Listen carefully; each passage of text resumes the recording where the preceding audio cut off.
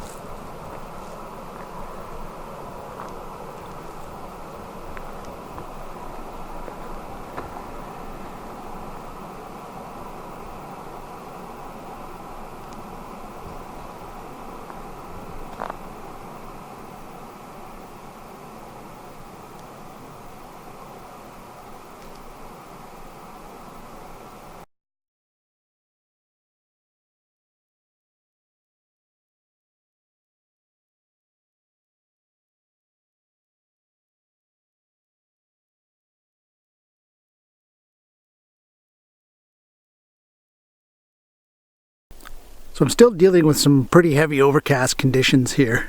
Quite thick cloud cover still. And as you can see, I'm in the middle of the woods here. So there's kind of a real mix of tones behind me. You've got some dark green cedars, some gray trees, and obviously the white snow. So what you want to do in this situation is expose for the snow. If you don't, what's going to happen is your meter's going to want to make everything mid-gray or neutral gray, and you're going to end up underexposing your shot. So the snow is going to appear gray, everything will be too gray. So what I'm doing is, metering off the snow and exposing for that. So as a result, I'm about 1 to 1 1/3 stops overexposing to get a proper exposure.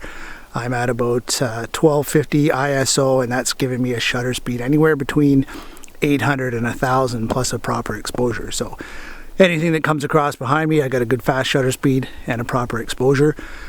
Don't be afraid of bumping your ISO up. A lot of people are afraid to because of the digital noise you get with a camera. Pretty much all DSLRs these days are quite capable of handling higher noise, 800, 1250, 1600, etc. What happens is, I find, is people don't get the exposure right. So for instance, this scene here, they would shoot, it would be too dark. They'd up the exposure in Photoshop, making it brighter. And what that does is that just really accentuates all the noise. And that's what ends up making your picture look noisy. If you expose properly and don't have to make any adjustments in Photoshop or Lightroom or whatever you're using to your exposure, you won't see much of the noise at all. And most of that noise can be removed with the noise removal tool in any of those software applications.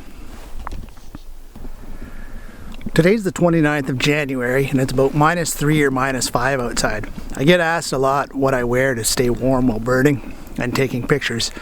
I'll put a link to my website in the video. I've got a blog post on there basically outlining everything I wear. Pretty simple. I've got a base layer on underneath this jacket. I've got some fleece lined cargo pants on, toque and gloves obviously, and a pair of winter boots. It's not bad out temperature wise today, like I say, -3, -5 Celsius for here in this part of the world. At the end of January is actually quite warm. The main thing that I've always had troubles with keeping warm in the past has been my hands. A lot of gloves are really thick and heavy and they're plenty warm enough, but they're too thick to use with a camera. You can't operate all the buttons and switches on a camera. Even with binoculars, it's hard to turn the focus dial. So I've always had problems with gloves, either too thick, they're plenty warm enough, but I can't work anything on my camera and I have to take them off. Therefore my hands get cold. Or gloves that are too thin, where I can work the switches and buttons, they're just simply not warm enough. Fortunately, I found these. These are made by Manzella. They're the, I believe they're the Bruin model. They're awesome. They're the best gloves I've ever owned. They're windproof, waterproof. They're just great. They're plenty warm enough. They're thin. I can work all the buttons and switches on my camera, but thick enough that they're still plenty warm enough. Like I say, they're the best gloves I've ever owned. I've been wearing them now for, I believe, I'm gonna say 6 years that I've had them, and I'm only on my second pair, so they're incredibly durable. They probably run you somewhere around 40 bucks, but they're worth every penny. Again, Manzella Bruin, best glove in my opinion for birding and photography. I'm on the Heritage Trail here at the Pinery, and just over here, up this hill, back in these pine trees, there's a pileated woodpecker. So I'm going to hang out here for a little bit. Hopefully he'll come a little bit closer. He's kind of far away to get a good shot, but I've had some nice looks at him. But like I say, too far away for a photo or video, but I'm going to hang out here for just a few minutes and see. Hopefully he'll move a little closer. There's a lot of fallen logs, rotten stumps, that kind of thing, which are a perfect habitat for them to find food in. So I'll hang out here for a little bit and hopefully he comes closer. So I could hear him tapping and I found the pileated woodpecker, so he's up here in this tree. So I'm just going to move in a little bit closer and see if I can get some shots of him. What I did is I took kind of a test shot where he is, because he's up against that gray white kind of cloud background. So at a 1250 ISO and f8, because I want a little bit more depth just because of the distance I am from him, that's giving me about 1,000th of a second shutter speed at one stop overexposed.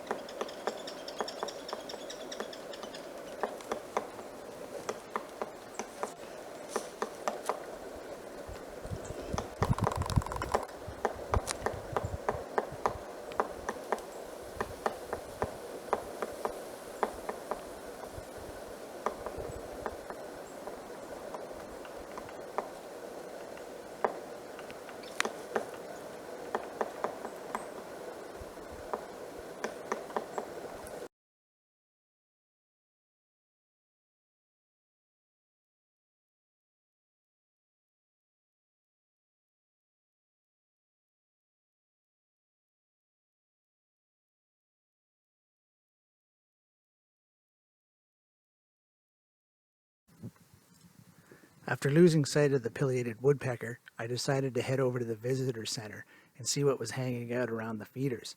It's always a good idea to check these feeders whenever you're visiting Pinery Provincial Park, as you never know what you might see. And to my surprise, I found this opossum.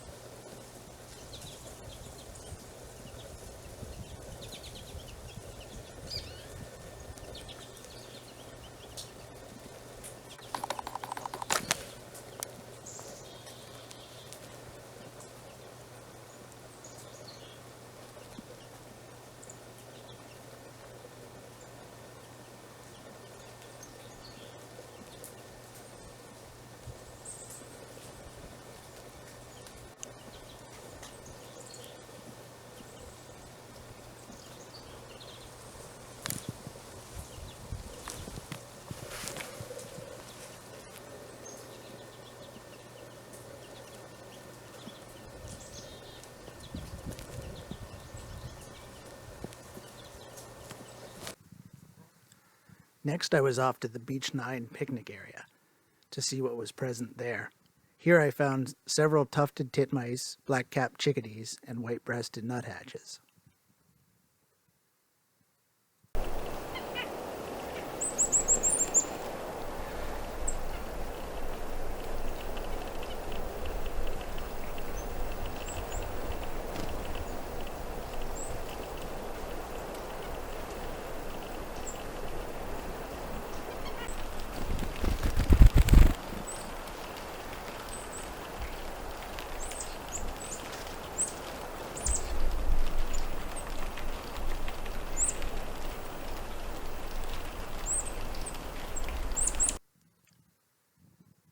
Videoing these tiny songbirds proved to be a real challenge. This particular chickadee preferred to be on top of my camera rather than in front of it. I definitely need to work on my video skills. Whenever I'm out birding, I always like to use my ears as much as I can. Hearing the sounds of birds is probably the best way to let you know that they're in an area, just simply by hearing them. Even if you're not an expert in bird identification by ear, as long as you can identify it as a bird, that's all you really need. If you hear birds, obviously there's birds in the area. Just because there's one species doesn't mean there's not going to be more. In this particular area I'm at right now, I don't know if you can hear them with the microphone or not, but I have chickadees, titmice, nuthatches, all in this one small area. And actually what alerted me to them was a flock of crows. I was just walking through and I happened to see a flock of crows. You know, I'm not a big crow photography fan, but they caught my attention, so I pulled in, listened, and I could hear the chickadees and the titmice. There were some red squirrels around, and this particular little stretch here has been the best birding I've had all day. Most species. And just a few seconds ago, sharp-shinned hawk came through and took a run at the birds. Unfortunately, I couldn't get him on film. But yeah, so just a whole bunch of species in this one little area that I was alerted to by about 6 or 7 crows. So, you know, if it's even the less desirable birds, like a crow, for instance, can really put you onto some birds.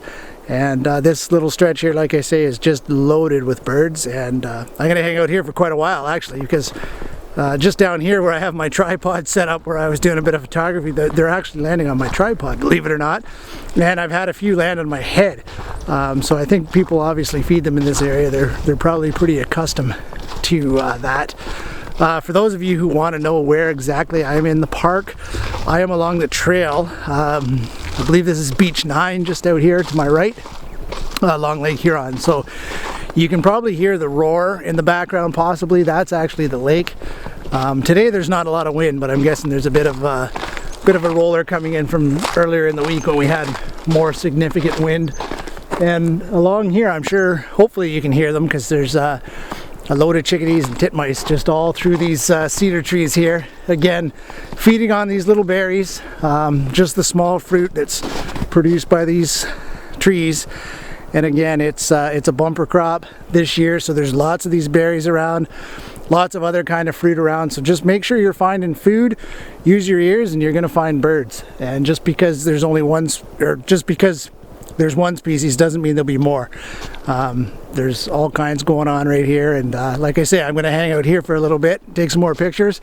These birds have been really hard to get on video. I've been trying, but the chickadees and the titmice especially are flitting back and forth in the trees, grabbing berries, really moving. So I haven't been too successful at getting them on film, video wise anyway. I've got lots of still photos that I'll put into the video, but yeah, the video, it's tough.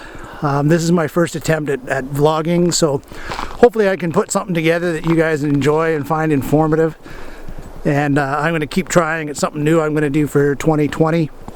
One of the biggest questions I get asked is, when are we going birding together? So this is my way of bringing you along with me. Hopefully I can give you some pointers of how to find birds, where I'm at, different things in terms of exposure and photography, that kind of thing. So if you like the video, please subscribe. So I mentioned earlier that these birds are feeding on the small blueberries from these cedar trees. You can probably hear the chickadees and the titmice behind me. I'm standing under one of the trees here, and there's quite a few berries that have fallen on the ground, and a lot of the birds are feeding up here. I don't know if I can pick any of them up with this wide angle lens or not, but there's quite a few of them feeding here.